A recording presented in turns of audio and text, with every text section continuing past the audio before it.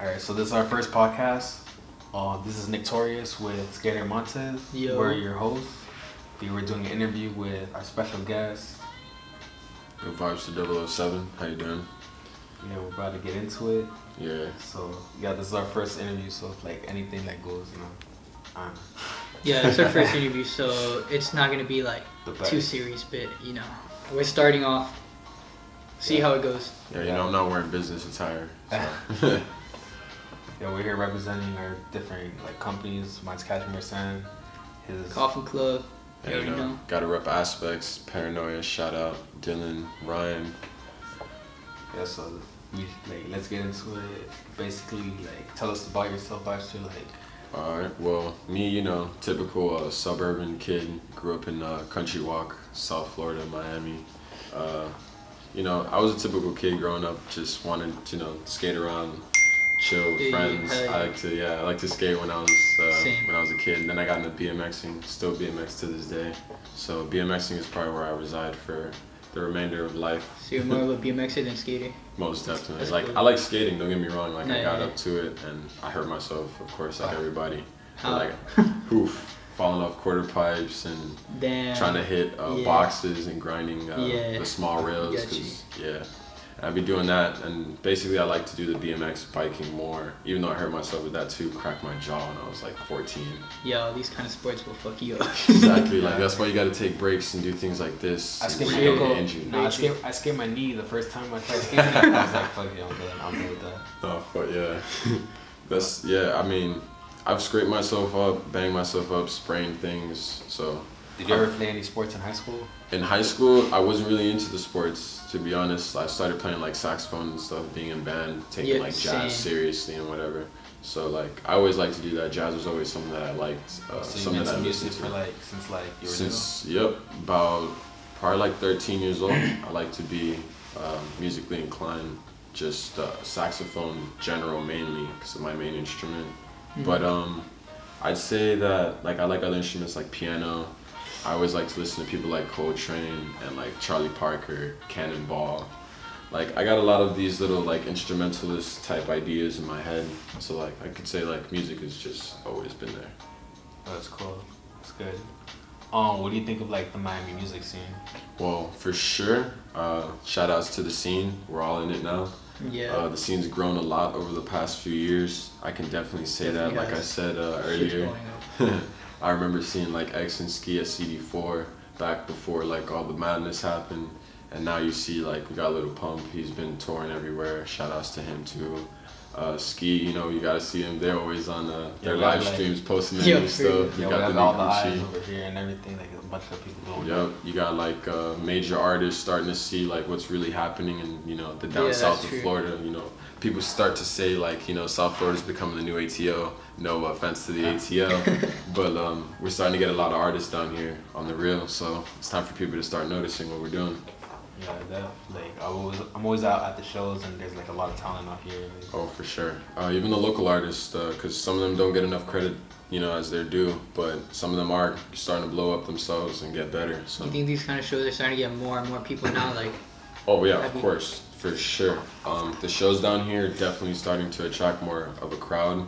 And not just the crowd the high school crowd or anything, even the older crowd, college kids, starting to attract all of them. Now that Rolling Loud moved into Bayfront Park, I think people are getting more into it now, exactly. It's going to be an ultra scene thing soon. I can see it happening the way that they're doing the weekends of Rolling Loud. Bayfront Park right after Ultra, it's going to be a sequence now.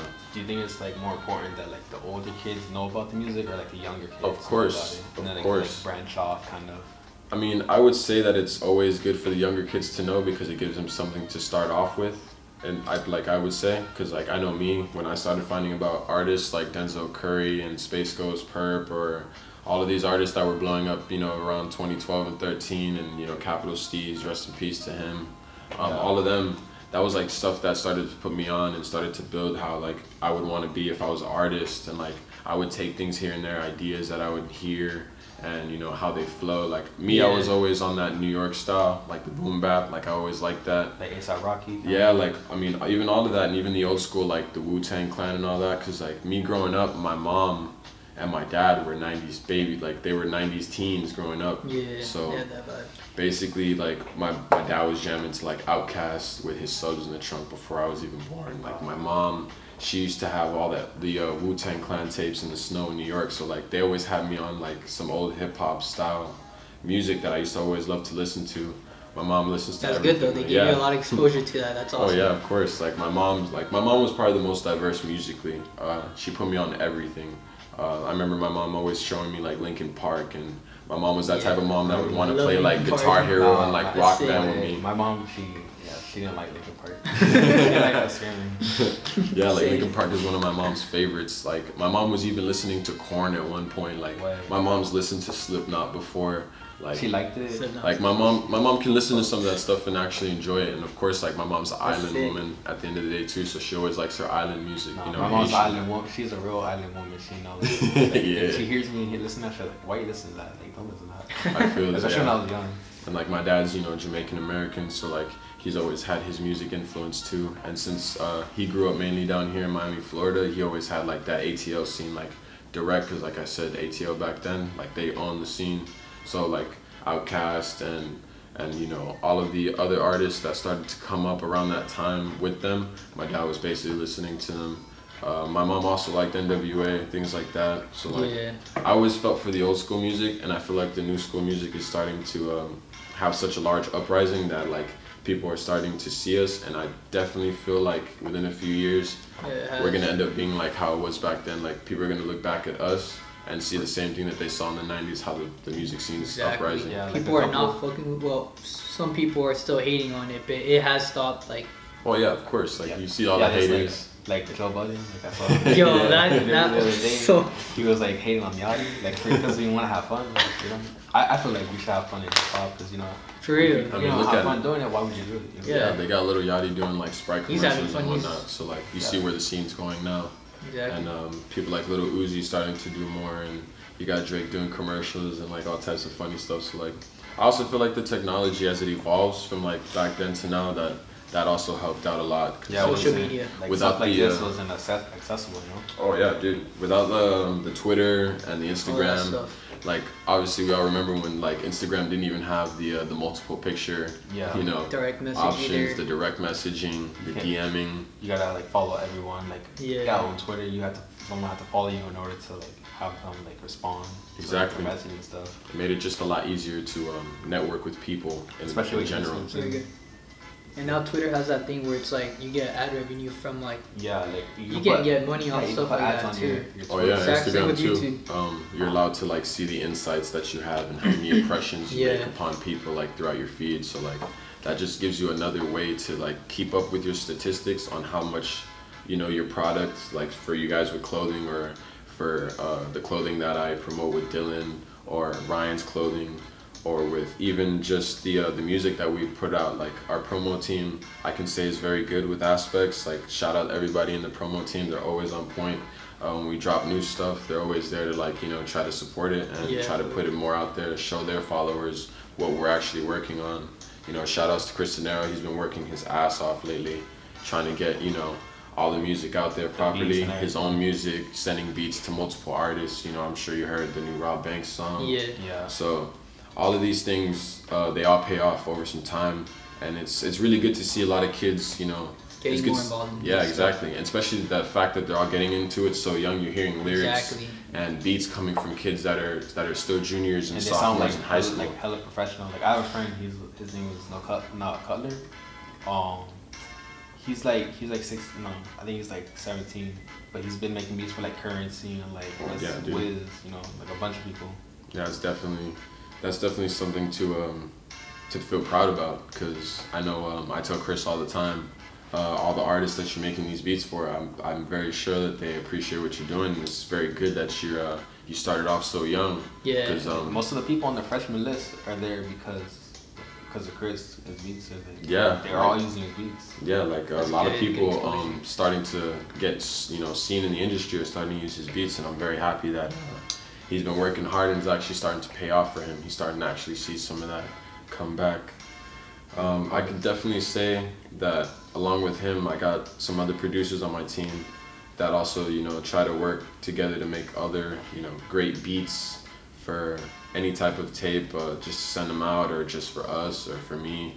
I just like the fact that when you're working with your team, that it's always, you know, a full team effort. Like I always try to make sure I tell them that, like, if we're all putting in, then we should all be able to definitely see the outcome. And then when you see this at a younger age, it makes it way easier for you in the later long run. Yeah. So, you mentioned that you like to listen to, like, well, your household was very musical. Mm-hmm. Your mom listened to like Slipknot.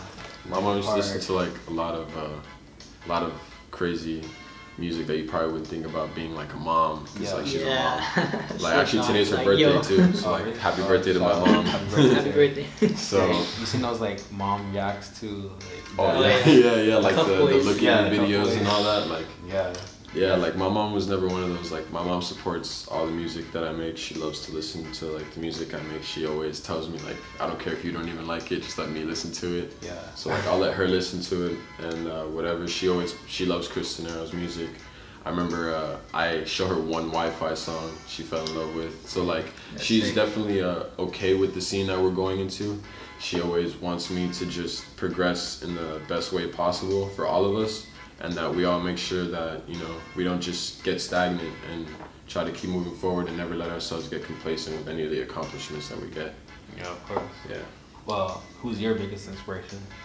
My biggest inspiration, like when it came to rapping, or just like in general musically? How about we start rapping and then in general? We'll start rapping. I would say rapping, I think MF Doom was probably like one of my biggest inspirations, just because of how he produces. Like I have like one of his instrumentals playing.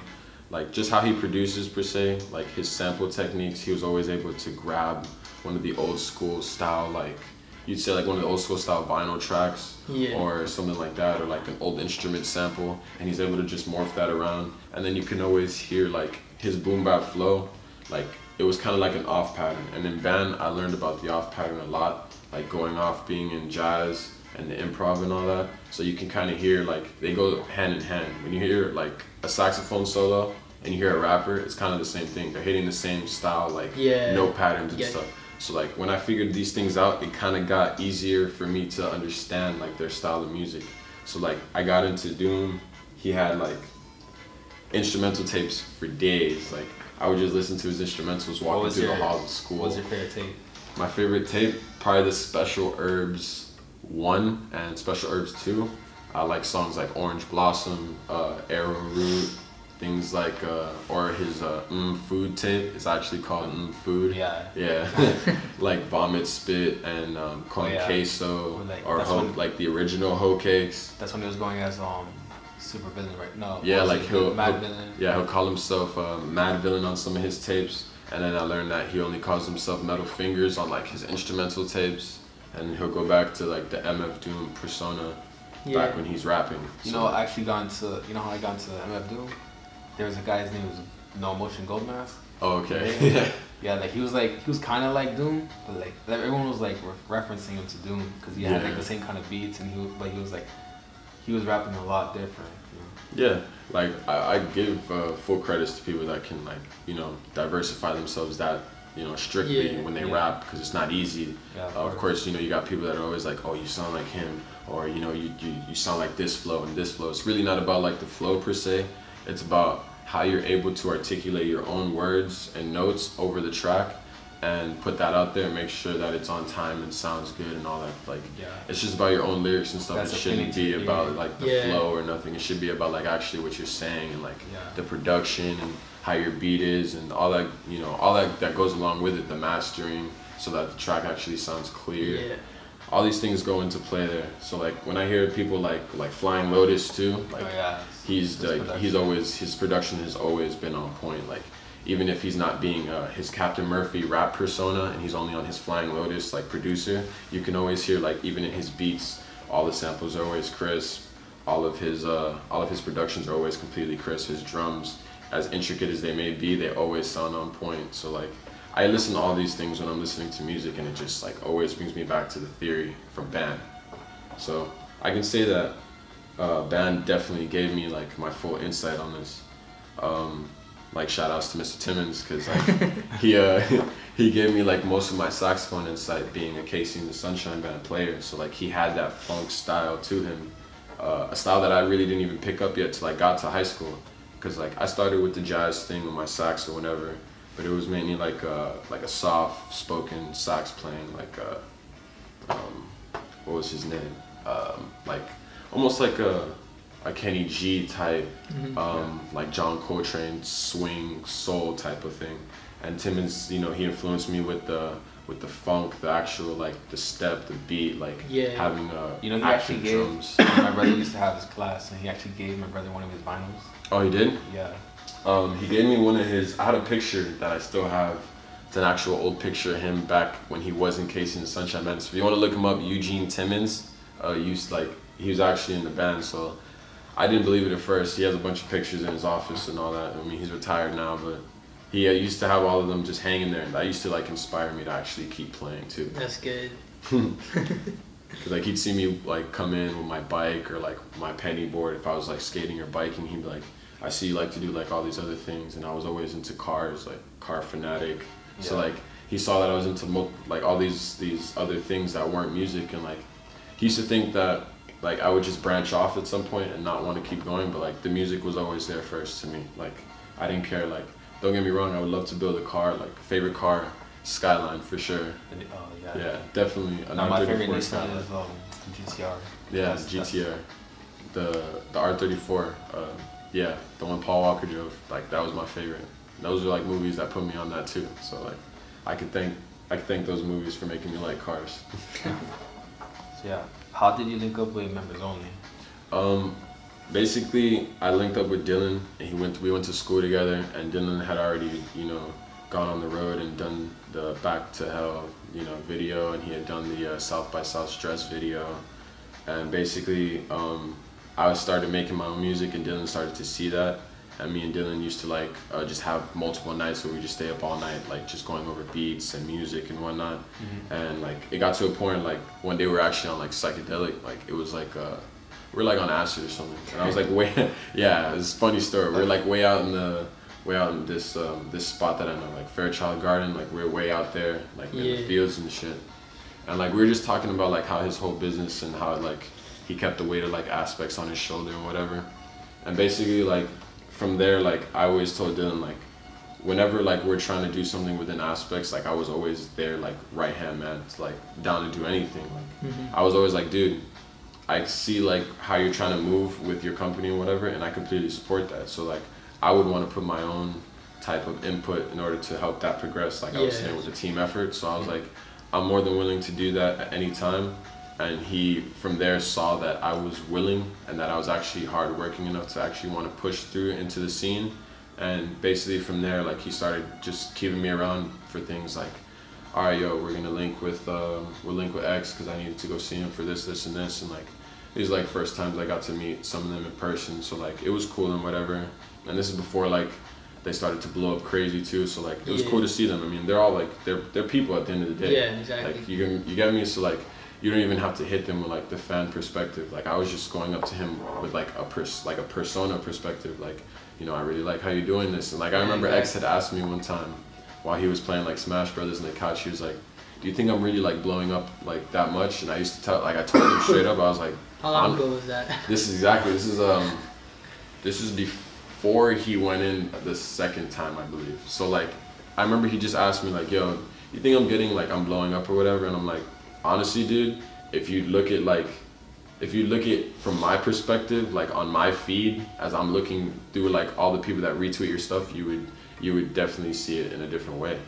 And I feel like sometimes artists don't even get to see that because it's just like they see the spam and all that. They see it all the time, so they get but like used they to don't other they don't people. see like some of the comments and stuff because it spams so fast. Yeah. But like there's people that really do love his music and love like Members Only as a whole. So like I feel like that's very good that they made that name for themselves and they have a sound that's so different that it'll always be like, oh yeah, you know about Members Only, and they'll instantly know like, oh yeah, that's definitely X Ski and all these people, because they don't sound like a lot of the people that you see in the industry or in the mainstream right now. Yeah. You get me? So like, because their songs are actually really shareable. Because I remember the first time I heard it, I was like, yo, check this out. This guy's like exactly like I can like that was me as well. Like I was completely willing to put like my friends on the songs when I first heard them. So I was like, yeah, you guys got to check them out. And like, not to say that to compare them to Migos or anything, but like it's kind of like the same thing. Like Migos has their own style sound that is only their sound. Like when you hear Migos on the track, you know it's them on the track. Yeah. So basically that just makes it better that you're able to diversify your voice and your flow and like your whole music production itself. And there's a lot of rappers that you just hear and you're like, oh, you know, they sound just like, you know, whoever else. Yeah, there's a bunch of rappers you can put into like a category. I don't want to have to put a rapper into a category, but the way in the world that we live in right now, it seems to happen a lot. Like you'll get people that are like, oh yeah, you're like a this type rapper, like, or nah, you only get on Smoke Perp type beats, and like you have the Smoke Perp type sound. Like, it shouldn't have to be like that. It should just be an individual's own perspective and his own style song, and like it shouldn't matter if his beat sounds like somebody or this that, because he's not being that person. No, it just has to be like 100% you. Yeah, and I try to make sure that when I make my music, like, it's not even about whose flow I'm stealing per se, and obviously I won't specifically go on to a song trying to sound like somebody that I've already heard or somebody's like type of flow that I've already heard. I'm not just gonna literally go out and be like, yeah, I'm gonna do this exact just like this. But like, I make my music solely so that when I hear it back and I hear the playback, that it's appealing to me and it's something that I can be like, yeah, I really like this song that I made, and I'm willing to actually go out and branch it out and show it myself to other people. And I feel like if I can't do that, then there's like, that's a song that you need to like revise or hold down and figure out what you're gonna do with it later. Yeah. So like, it comes down to those type of things. Like, it's like a science almost in your head. Yeah, it's like the science is like, it has the formula, but like the art is like how you make it. Yeah, like it won't come to life per se until you add your own persona into it. Like, it'll just be another type beat or type song. Yeah. You get me? So like, definitely never want to have that happen. Yeah, of course. Most definitely. So you're with Dylan. What's the meaning behind Aspects? I've been hearing it a lot lately too. I just the meaning. Well, basically, it started off with Dylan and Marvin. They wanted to do something with their own type of clothing. They've always been a clothing type. When did you guys started? It started. Well, I wasn't in it when it first started. It started back in, I believe, 2014. What happened? I'm gonna ask you about like company and Aspects and all that stuff. Yeah. About Aspects. When did you guys started to?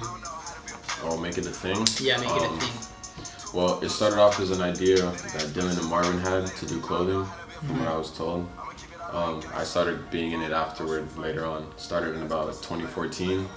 I got into it at about 2015 when the main members, myself, Dylan, the main, Marvin, the other founder, Sebastius, Alexis Martin, also check him out. Yeah, I know Alexis. Yeah, got Alexis Martin. I always thought his name was Sebastian. Like Sebastian? It's Sebastian, call him Sebastius, Sebasq, you know. Definitely him. Got, you know, Cristinero's in it, of course. He's another new link that we've had. But us as a whole, for Aspects, is definitely mainly is a clothing thing. It's like a collective though as well, since we're all you know, starting to do this music side of it as well. Yeah, you guys. I'm also doing like not an alter ego, but like a side project for myself called Mad World, so you can stay in tune for that one. You're starting your own thing? That's really good. Also, shout outs to Brandy Savage, who's also a member. Mad World is like clothing or? Mad World's gonna be a music part actually. Mad World's gonna consist of 4 of us. It's gonna be me, Dylan, Sebastian, and Brandon mainly doing our music and whatever. Of course, you're gonna see Cristinero beats, maybe a Cristinero feature, some other things like that. I'm not gonna say all of it because I can't, but it'll be coming soon.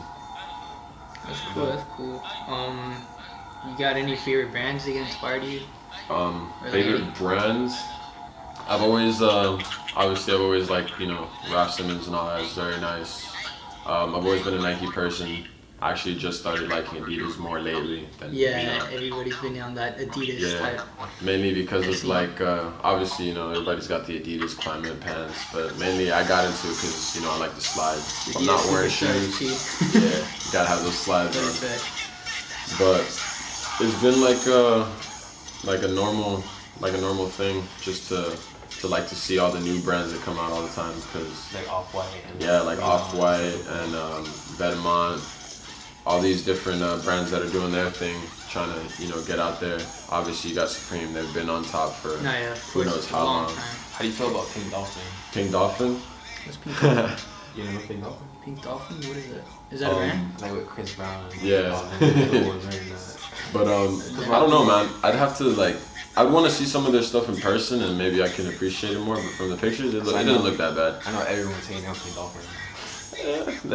People are gonna hate on everything. Cause yeah, I think it's because I heard it was because they were saying it was streetwear, but they're like it's not. Something like that. I don't know. Oh, it's all confusing. I mean, when it came to clothing, I probably look up to people like Rocky more, because his style, the way it is. Yeah. He's able to actually have his streetwear side, wearing rap or whatever, and still be able to get classy, or dress to success or dress to impress. Always looking dapper in his Dior cover now that he's been doing, because everybody's blowing up on his Dior cover. But I feel like he's probably definitely the best dressed one right now in the industry. When it comes down to his fit choices, shoe choices, his coats, just how he maintains all his outfits, and doesn't care about whatever anybody else is saying. We've all seen him wear all types of crazy fits, and they all seem to work for him. Yeah. So more power to him for that, and I'm definitely approve all of the outfits that he wears. That's cool. So how's the brand doing now? Right now it's doing actually fairly well. A lot of the hoodie orders keep coming in, and yes, you will get your hoodies. I really fuck with those hoodies though. I like the idea, the stitching with the logo, like the flames going around the text. I think it's a very simple, clean look. I've heard people they were saying that they would buy more of the brand if they had more t-shirts. Yeah, I have heard that too, that more people want to get t-shirts. I know Dylan, since he's been the one designing all of the clothing. Dylan's the one who's designing everything. Dylan does all of the graphic designs for all the clothing. I mean, we all have sometimes we'll put input or whatever, and sometimes I'll give him a photo that maybe inspired me for a design, and then he'll use that and branch out from that. But he's basically done all of the designs, and I know for a fact that he has t-shirts coming, so just keep waiting. If you're waiting for t-shirts from Aspects, they'll definitely be here. And then Dylan's the one who actually started everything, right? Yeah, he's the one that started it, incorporating all of it. Marvin as well, being co-founder, he was also there to handle the funds, how the hoodie orders come in, trying to make sure that it all stays down to a business level, so that we can get people their hoodies and keep the fans that love the hoodies and love the brand happy. Paranoia as well, they're going to be uprising soon. They got Keith Abe wearing theirs, so if you want to check out Paranoia, check out Paranoia Disorder. That's Ryan's thing, so if y'all know who Hi My Name Is Ryan is and y'all want to get his clothes, definitely check it out. And even for things like Revenge for X, if y'all want to check that out too. You guys have a collab going on. Yeah. I've seen them wearing your clothes and stuff. That's pretty sick. We do have the Revenge Aspects collab that I'm sure many of you like or have already bought hoodies for. If there's another collab coming, I can't tell you yet because I don't have that information, but I'm sure there will be probably in the near future. But there's just a lot of moves that are going to be made, and most of them are probably going to be made in silence, because that's just the best way to surprise the people. Honestly. Cool, that's cool. So, what are you guys planning for the future of Aspects? For the future, we definitely want to have more clothes being dropped. I know Dylan definitely wanted to make it so that it wasn't like a retail thing. He wanted to make it so that it was it'd be like a rare line of clothing, be drops like Supreme, not to copy Supreme or nothing, but to always in that kind of sense to want to have this clothing. It's more of a collector's item type thing, not just continuously restock on same designs, have a mass amount of designs. Like a store or anything. I mean, maybe have a small store, but it'll only be it'd be exclusive new arrivals, and you'll be able to find some of the clothing from the, previous drops, but most of it will just be you have to get it when it's released, and if you don't, then you're basically gonna miss out. So if you want to get something Aspects and you see it's about to get released, I would definitely go ahead and get it. Imagine off rip with an Aspect store somewhere in downtown or some shit. That'd be live. I know Dylan had some plans, Aspects hats. I remember we had there's a couple demos that we'll do for ourselves just to see how product looks, hats and whatnot. And I'm sure they're gonna do I remember I was telling him one day that we should do socks. So like there's just a few ideas like we like to throw off of each other. Him and Ryan have been going constantly back and forth, trying to figure out, you know, new designs, how they want to do shirts, how they want to come about their new drops. And I let them usually do like the clothing stuff. I usually put my 2 cents in here and there and try to keep it mainly towards the music because that's where I thrive the most. But I definitely do approve all the clothing that they do, and obviously you'll see me wearing it. You ever think of like expanding more like past clothing and like more into like other merchandising? Yeah, merchandise. Yeah, I have talked to Dylan about it, and he is thinking about doing other like merchandising and whatnot. It's just you know, obviously you got to do a little bit of research on you know suppliers and all this, so that we make sure that we do it properly the first time and not have to, you know, backtrack and do it again, because that always sucks. You make a bunch of product and then you have to end up either just holding it or just, you know, having your friends or only people in the actual group itself have it because like there's a defect or something. No, that's true. That so actually like happens to me. taking your time sometimes, and I know people, you're waiting or whatever, but having some time and some patience is always key. Yeah. Because always the best things come out of patience. I'm sorry. Exactly, because if you do it too quickly, you'll end up regretting it. Maybe something bad happens. You're like, oh, I don't like the way it came out. You know, it's true. Rather have, you know, if you can't sell it too, more good feedback. You have it.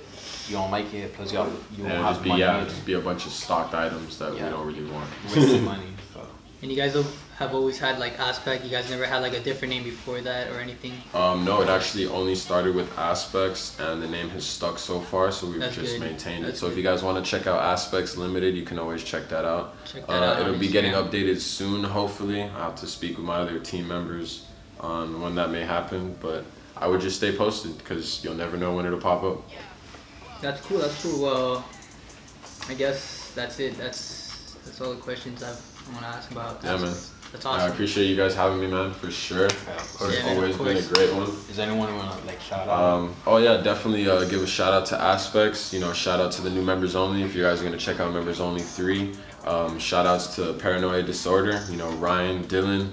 Shout outs to my Aspects team, all my producers. On gang, shout outs to y'all too. You already know what we're doing. Only smoking backwards out here. If you smoke a Swisher, damn son, you should definitely not be watching this. Is there like anything you want to say to like everybody? Like definitely check out my Vibster007 Soundcloud, and on Twitter I'll have new things being posted very soon. Pictures and, you know, music as well, because I also do photos. So if you're gonna see new photography and music coming, definitely check out my pages, and definitely check out their pages too, because there's gonna be new stuff on theirs. Yeah. What about like any advice to like any upcoming people that want to start a brand, like a clothing brand, music? Oh, upcoming. Yeah, definitely advice. Oh, definitely. If my best advice to anyone that wants to do anything or start to uprise in anything is to never doubt yourself when you go into it. Always go with your gut feeling. Always try to maintain your own professionalism and your own persona. Always keep your own persona. Never let anyone tell you that your persona isn't something that it should be. Because at the end of the day, your perspective is what counts, and you're the one that's going to have to live with the choices that you live with throughout your life. So if you're going to want to do that and you want to go about your life handling this, or come up into the scene with your own clothing or something, then definitely do it. And definitely make sure that you network so that more people can see what you're doing. And it's always nice to have good publicity everywhere. Always. Use social media, use your accounts, have people follow you. All that. Just make sure that you do it in a professional way where people can notice you for your actual product and not just a nuisance on social media. Mm-hmm. Yeah. Mm-hmm. Yeah. That's true. Yeah, dropping real gems on here. Definitely. Alright then. It's definitely good having you here, Vibster. Of course, anytime. What's your Instagram or your Instagram? Vibster007. Twitter, the exact same thing. Vibster007. Vibster007. SoundCloud as well. If you guys want to go and check my music out, my photos, my Twitter feed, go ahead and check that out. I'm always posting everything Aspects or members only if I do have it, or, you know, Paranoia Disorder. So just check it out.